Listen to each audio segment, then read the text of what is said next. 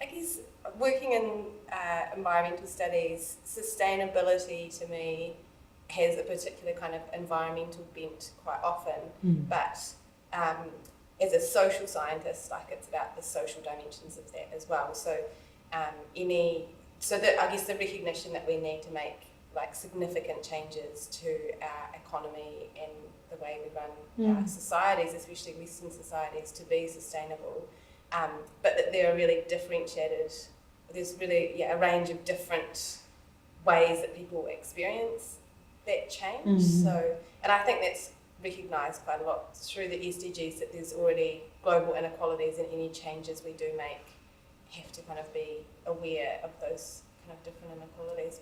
A lot of kind of social issues are environmental, they're really tightly bound up with environmental stuff as well. One of the, I guess, my critiques of the SDGs is that it's all premised on we can make all these changes and sustain economic growth. And that would be a really common kind of idea, that we measure how well our economy is doing by how much it's growing. So, were Christmas retail sales up? That's a really good thing. Our economy is growing. But actually we know that economic growth like that is really negative for the environment. So I think for me, really key is getting students to think about how things could be different beyond the kind of thinking that they might get in their day-to-day lives. So how could our economy be measured differently so that it accounts for the environmental damage or the social damage as well that's done by kind of rampant consumerism, or just the need to buy things all the time. One of the things that I find really fascinating is that that consumerism is so prevalent within our society, and as we shift to kind of greener behaviours, and there's this really strong idea that of green consumerism, that we can do good environmental things through our decisions about how to buy or what to buy, that labour of doing the green decision making in many Western cultures vastly falls to women within society. So, for example, nappies in the UK, nappies are 4% of the waste to landfill, and all the things about marketing, the pressure to make good decisions about what kind of nappies to use and not use disposables, is directed at women, because women do more caring labour and more of the feeding labour. So like in a heterosexual household with children in the US, women do double the domestic labour of men. Yeah, I think the way that social and environmental issues come together, and like the way we kind of understand them is wrapped up together. Like oil and gas exploration, for example, is a social issue as well. It's happening in lots of people's farms in Taranaki, and against the sovereignty of a lot of iwi, and has wide-ranging impacts, and will have heaps of impacts on people in terms of losing their homes and losing their livelihoods. So if we're talking about empowering young people as understanding those complexities, however, starting from a point that is accessible to them. We both work with empowering young people at different stages of their lives, obviously, and to make a difference, take action in their communities. And some examples of exciting programs I've been a part of and probably the most effective that I've seen in schools is a group called EnviroSchools, and you have an understanding. So a national network which began from a couple of very obviously motivated people in Hamilton, and who working alongside councils, Hamilton City Council first, and then working with schools and identifying with young people what is important to you in your community, and looking at a collective versus an individual contribution, and if it's through, like I said, issues within first the physical environment, then maybe access and other issues like poverty, like homelessness, which I know that young children they see that, they articulate that, And why does it have to be that way? And what can they do to make a difference as well? I think those two things are like exactly what I think a good education is. It's like, why does it have to be that way? Like, how could it be better? And I think that carries through to like, university level.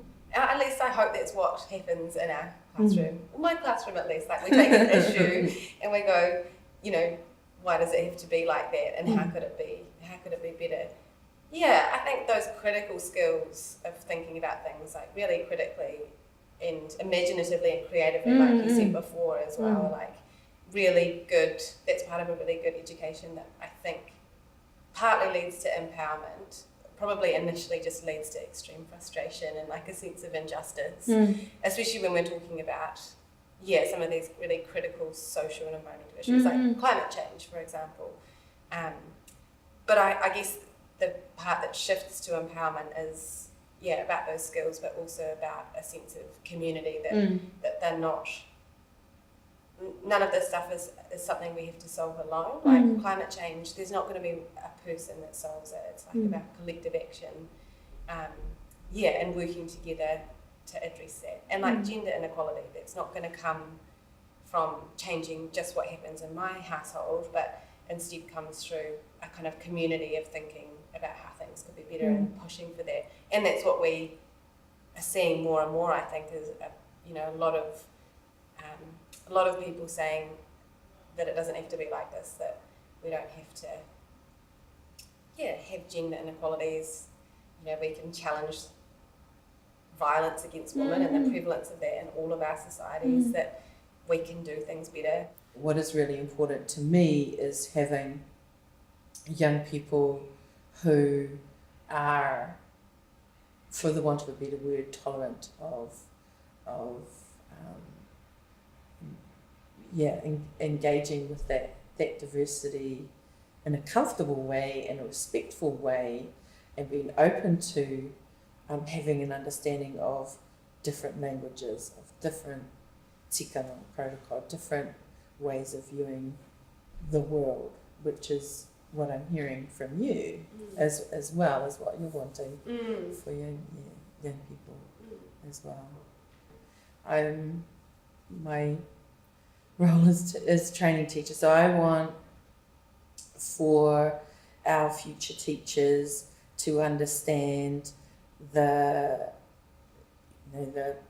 multiple ethnicities that are will be coming into their classrooms, and understanding that, as well as being able to support the diversity of New Zealand classrooms, to have an understanding of who we are, our history, our commitments within Aotearoa New Zealand, and I'm meaning having an understanding of our commitment to the Treaty of Waitangi, a commitment to tangata whenua, as well as understanding for my students, my teacher trainees who aren't tangata whenua, but if you could say tangata tiriti is the best way to, and that's tangata tiriti to me is are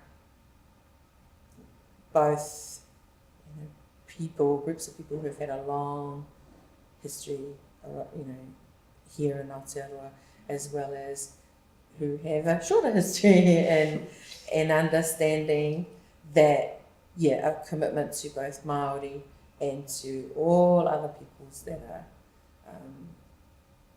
are here. We know that the student population, over 50% of that will be Māori and Pacific Island. And so what do you do to, and our current teacher population is predominantly Pākehā. And if we know that keeping Māori and Pacific Island students in school and being successful in school is also attributed to seeing themselves in the classroom, part of that means to me is having Māori and Pacific Island teachers in the classroom. Just as much as Māori and Pacific Island students in our classrooms, in our schools, need to have Māori and Pacific Island role models, then so do our students who are training to be teachers. So yeah, what we talked about before, that currently there are only 3% of academic staff are Māori or Pacific Island, and I think that's even less for women. So I think that we make up less than 1% of our university academic staff population. And then, so that mirrors the number of Māori and Pacific Island teacher trainees we have at the moment. So all these things are like tied up together, that we need more Māori and Pacifica teachers, and we need more academics to be training the teachers. There was something in the news today about gender in higher education as well, and that it's only something like 25% of people in senior positions at universities are women. So it definitely makes me think of like of the Leaky Pipeline. Like we have all these undergraduate women, and then more and more postgraduate women as well, but somewhere along the way we're not keeping them in the profession of being an academic, or the institution is not committed to changing and adjusting and adapting to a changing workforce, and so it becomes a place you don't want to hang out. Around the issue of women having access to technology and input into, I guess, the design of technology as well. I was reading something this morning that was all about how, I mean, there's perpetual issues in particular areas like STEM subjects, where there's underrepresentation of women and just generally non-white male people. And I guess we often have to kind of remind ourselves, well, I have to remind myself about why that's important. And I guess when it comes to developing technology, that the technology we develop reflects the diversity of needs and experiences of people. And the potential for areas for kind of development and innovation that are probably neglected because some of these areas are dominated by white men or just men that have a particular experience of the world. And so we're kind of missing all this kind of creativity and this knowledge that is gained by being a woman in the world, for example, or a person of colour in the world, and what that might lead to in terms of contributions to STEM subjects in particular. Not in my school necessarily, but I see, looking around me in other places, the women that have got to the top by they've had to fight so hard to get there, and I just don't think that women should have to fight that hard. Like, I guess that's the other thing, is like with the SDGs and talking about change. I mean, how much is it about kind of individualized change versus like actually seeing our institutions and our culture change? And how you actually do that. Like, so going back to that example of that domestic labour and women's caring labour would be valued. I mean, how do we actually do that? Yeah, I guess to me, sustainability is about justice, really, like environmental and social justice, so that we create a more just, equitable world, within Aotearoa New Zealand, but also, at a global level as well. I think there's heaps of potential for positive change to create more justice, I see it as exciting. I do too. I think it's so exciting because it's so, like we have it all there. It's all there. We've got amazing leaders that have been telling us for ages, like this is how we could be. Yeah. And it's nothing to be scared of. It's like amazing, exciting opportunity to think about who we are and why we're here and how we got to be here. Actually, we don't get to catch. Matt and I pass each other and we never get to hang out. Yeah, nice to chat you. To you too, Matt. Bye.